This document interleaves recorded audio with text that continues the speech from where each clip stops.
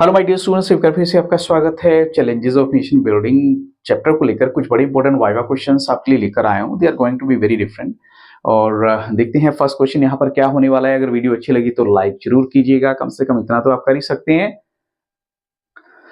तो यहाँ पर मैं सीधा क्वेश्चन स्टार्ट करता हूं। जैसे व्हाट इज प्लेबिसाइड? प्लेबिसाइड क्या होती है? A vote by the electorate determining public opinion on a question of national importance. यानी प्लेबिसाइड में क्या होता है, पब्लिक के ऊपर छोड़ देते हैं, बताइए क्या किया जाए। जैसे आपने देखा होगा दिल्ली की गवर्नमेंट बहुत सारी बार ऐसा कर देती है कि पब्लिक के ऊपर छोड़ दें और इवन किया जाए या ना किया जाए। वो कहते हैं हमारे इतने मैसेजेस रिसीव हुए हैं तो चलो कर देते हैं। लाइक तो which princely state was integrated on the basis of plebiscite? Junagadh है। फॉर मोर वीडियोस, अगर जैसे आप देख सकते हैं कुछ एक अगर आपको वीडियो चाहिए तो उसके लिए आप मुझे बता सकते हैं और चलते हैं नेक्स्ट अपने उसके लिए।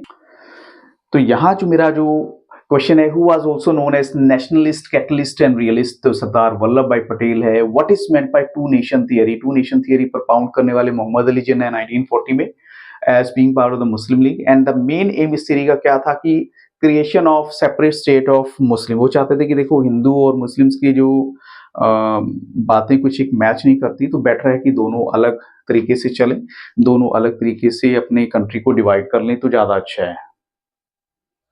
इसके बाद देखते हैं what were the three challenges that free India faced? Nation building है, एस्टैब्लिशमेंट ऑफ डेमोक्रेसी है, ensure the development and wellbeing of the society है। देखियो हमारा जो चैप्टर है उसका नाम ही चैलेंजेस ऑफ नेशन बिल्डिंग है।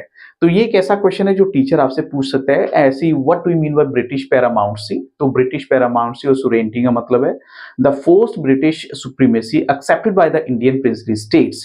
Actually, princely states enjoyed some form of control over their internal affairs as long as they accepted British supremacy. यानी इसका मतलब क्या है, जब तक आप उनकी बातें मानते जाओगे ब्रिटिश की तो you will enjoy some sort of freedom। जब आप किसी बात में मना करेंगे तो कुछ और रिएक्शन होगा उनका। किसकी स्पीच को कहा जाता है ट्राई स्वीट डेस्टिनी? तो ये फर्स्ट स्पीच है जो फर्स्ट पीएम ऑफ इंडिया है, फ्री इंडिया, पंडित जवाहरलाल नेहरू। और मिडनाइट के टाइम 15 अगस्त 1947 को इसको जो famous tryst with destiny speech कहा जाता है। और ये स्पीच उन्होंने दी थी while addressing the special session of the constituent assembly. What is meant by principle of religious minority? तो ये based on the fact that the areas were Muslim, यानी उस हिसाब से इनको डिवाइड किया गया। तो when did India get independence? 15 अगस्त 1947। और why did Mahatma Gandhi not participate in the independence day celebration? क्योंकि उस टाइम वो वहां थे ही नहीं, वो उन एरियाज में गए हुए थे कलकत्ता के अंदर जहां काफी हद तक रायट्स हुए थे, लड़ाई झगड़े हो रहे थे, प्रॉब्लम हो रही थी। And through which document almost all the princely states were brought into the Indian union, वो है इंस्ट्रूमेंट ऑफ एक्सेशन। अब इसी से रिलेटेड एक बड़ा इंपॉर्टेंट क्वेश्चन आपके लिए लाया हूं कि जो प्रोविजन है agreement of instrument of accession वो क्या था? तो इसमें क्या होता था, आप लोग एक्सेप्ट कर लेते थे, चलो ठीक है उसी का ही पार्ट बन के रहेंगे इंस्ट्रूमेंट ऑफ एक्सेशन, चलो ये आपने मान लिया। But what is the difference between instrument of accession and standstill agreement? The main difference क्या है standstill agreement and instrument of accession is that the standstill agreement confirm the continuation of existing agreements while the instrument of accession was an agreement to join India। ये आपको थोड़ा सा difference mind में रखना है कि दोनों के बीच का डिफरेंस क्या है। ये है एक तो ये वाला और दूसरा है हमारा ये स्टैंडस्टिल एग्रीमेंट। ठीक है, ये आपको माइंड में रखना है। ऐसे ही which princely state sign the instrument of accession? तो उसका थोड़ा सा मैंने हिंट दिया, जैसे जम्मू एंड कश्मीर ने बाद में साइन कर लिया था, महाराजा हरि सिंह थे वहां के। और ऐसी जो नेक्स्ट मेरा क्वेश्चन इसमें हो सकता है, I think so slides are over. तो अब चलते हैं नेक्स्ट क्वेश्चन की तरफ। वेरी फर्स्ट आंसर, अब चलते हैं कौन कौन सी लिंग्विस्टिक स्टेट्स हैं? They were created by British India under the Madras province. Madras province में जैसे हमारा आजाद होने से पहले जो देश आजाद हुआ था उससे पहले प्रोविंसेस थे, तो मद्रास प्रोविंसेस की जो बनती हैं तमिलनाडु, आंध्र प्रदेश और केरला, उन्होंने उस एरिया में बिल्कुल बॉटम पे 3 स्टेट बना दी। किन्होंने इंपॉर्टेंट रोल प्ले किया था integration of princely state? Sardar Vallabh भाई पटेल ऑलरेडी बता चुका था। तो which was the reason for the partition of British India in 1947? एक तो टू नेशन थियरी, दूसरा political aim of Muslim League है और British policy to divide India, तीसरा ब्रिटिश का जाएगा। One of the Muslim leaders, और वो कौन है? खान अब्दुल गफार खान है, जो ओपोज कर रहे थे उस टाइम टू नेशन थियरी को, लेकिन बाद में उनको मजबूर किया गया अपने साथ मिलाने के लिए। द मर्जर इश्यू जूनागढ़ जो रिजॉल्व किया गया उसके लिए एक वर्ड था प्लेबिसाइट। और name the princely state of British India, कौन कौन सी स्टेट हैं वो, मैसूर, हैदराबाद एंड मणिपुर। अब चलते हैं नेक्स्ट स्लाइड की तरफ। ये है हमारी which princely state of India was the first to announce to remain as an independent. यहाँ पर टू आ जाएगा, to remain as an independent, वो ट्रेवनकोर है। Which princely states initially refuse to join the Indian union, Manipur और कश्मीर आ जाती हैं उसमें। तो name the three princely states that have resisted their merger with India. तो ये तीनों स्टेट वही हैं, बार बार रिपीट होके आएंगी। जूनागढ़ भी है, हैदराबाद भी है, ट्रेवनकोर भी है। और which princely states accession was resolved after plebiscite that confirmed, ये हम बात कर चुके हैं जूनागढ़ के बारे में। And who was Amrita Pritam, Amrita Pritam की लाइफ स्टोरी थोड़ी सी पढ़ लीजिए।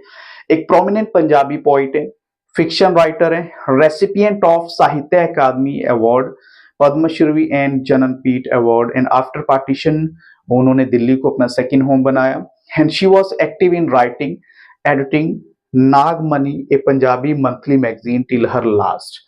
और उन्होंने नागमणि जो एक पंजाबी मंथली मैगजीन है वो तब तक उसमें लिखती चली गई। ऐसी जो हु वाज फैज अहमद फैज, ये क्वेश्चन मैंने आपसे पूछा था।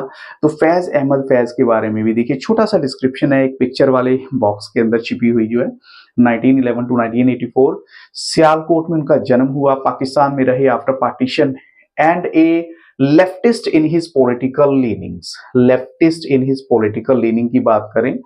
And oppose the British regime. अब देखिए ओपोज द ब्रिटिश रिजाइम, तो ये चीज आपको थोड़ी सी माइंड में रखनी है कि उन्होंने ओपोज किया था ब्रिटिश रिजाइम को, या ये कहीं पाकिस्तानी रिजाइम को। एंड वॉज इम्प्रिजन, पाकिस्तानी इसलिए कह सकते हैं क्योंकि पाकिस्तान भी उस टाइम जो है ब्रिटिश के अकॉर्डिंग काम कर रहे थे, तो वो चीजें नहीं चाहते थे एक्चुअल में फैज अहमद फैज। लेकिन उनकी जो पोइट्री कलेक्शन बहुत बड़ी है, उसमें आते हैं जैसे नक्शी, फरियादी, दास्ताने सबा, दास्ते सबा एंड जिंदन नामा। तो उनको ग्रेटेस्ट पोइट्स माना जाता है साउथ एशिया के आज की डेट में। सरदार वल्लभ भाई पटेल के बारे में तो आप ऑलरेडी काफी कुछ जानते हैं, जैसे leader of the freedom movement है, और कांग्रेस लीडर हैं, फॉलोवर ऑफ महात्मा गांधी हो गए वो, और डिप्टी प्राइम मिनिस्टर भी हैं। देखिए क्वेश्चन आपको इसी में पूछा गया था कि डिप्टी प्राइम मिनिस्टर कौन थे eight the time of independence, तो उसका आंसर आपको यहां मिल जाता है। और साथ में फर्स्ट होम मिनिस्टर भी हैं इंडिपेंडेंट इंडिया के, और उन्होंने काफी इंपॉर्टेंट रोल प्ले किया था जितने भी इंटीग्रेट करने में प्रिंसली स्टेट्स को इंडिया के साथ। और साथ में अगर देखें तो कॉन्स्टिट्यूएंट असेंबली में भी इनका काफी बड़ा रोल था, कुछ कमेटी के मेंबर भी थे। Who undertook a fast unto death from 19 October 1952 demanding separate state of Andhra। Andhra की सेपरेट स्टेट की डिमांड करने वाले कौन थे और फास्ट भी रखा था उन्होंने, उनका नाम है पोती श्रीरामुलु, 1901 टू 1952। और गांधीयन वर्कर हैं, फिर लेफ्ट गवर्नमेंट जॉब ताकि वो पार्टिसिपेट कर पाए सॉल्ट सत्याग्रह के अंदर, और also participated in individual Satyagraha and went on A fast. ये पहले तो 1946 में भी एक फास्ट रखा था उन्होंने, ये देखिए यहाँ पर मेंशन किया गया है। और दूसरा फास्ट उन्होंने रखा था जो हम ऑलरेडी बात करते हैं 1952 में, अनटू डेथ। तो ये जो 1946 वाला फास्ट है, demanding that temples in Madras province be open to Dalits. तो ये आपको एक क्वेश्चन भी आ सकता है एमसीक्यूज की फॉर्म में, तो आपको थोड़ा सा पता होना चाहिए। और उसके अलावा 19 अक्टूबर को इन्होंने सेपरेट स्टेट ऑफ आंध्रा की डिमांड की, और जब इनकी डिमांड मतलब नहीं मानी गई तो इनकी डेथ भी हो जाती है। तो अब हम नेक्स्ट क्वेश्चन की बात कर लेते हैं। नेक्स्ट क्वेश्चन देखिए यहाँ पर क्या है, नेक्स्ट क्वेश्चन है हमारा, in which area of the old Madras province Vishalandhra movement जो 1950 में हुआ था demanded the Telugu speaking area to be separated from Madras. तो वो present day Tamil Nadu, parts of Andhra Pradesh, Kerala and Karnataka है। NWFP की full form north western frontier province है। Who is also known as frontier Gandhi, Khan Abdul Ghaffar Khan है। Which cities were divided into communal zones? Kolkata, Lahore and Amritsar हैं। How have writers, poets and filmmakers described the partition division of hearts? उन्होंने कहा था कि ये तो एक division of hearts है। और who was the first deputy PM of India? सरदार वल्लभ भाई पटेल। अब नेक्स्ट देखिए, name the leader who wanted Kashmir to be integrated with India like Hyderabad through military operation. Sardar Vallabh भाई पटेल चाहते थे कि मिलिट्री ऑपरेशन से इसको मिला लो, ऐसा चाहते थे वो। सरदार वल्लभ भाई पटेल को दूसरा कोई नाम दिया गया है, वह yes iron man of India है। At the time of partition which state was also known as bilingual state? Partition के टाइम में बॉम्बे को महाद्विभाषी राज्य भी कहा जाता था। What is instrument of accession? It is a document which meant the accession of princely states to the Indian Union. इसके तहत कहा जाता था कि इसको इंडियन यूनियन में मर्ज कर लिया जाए।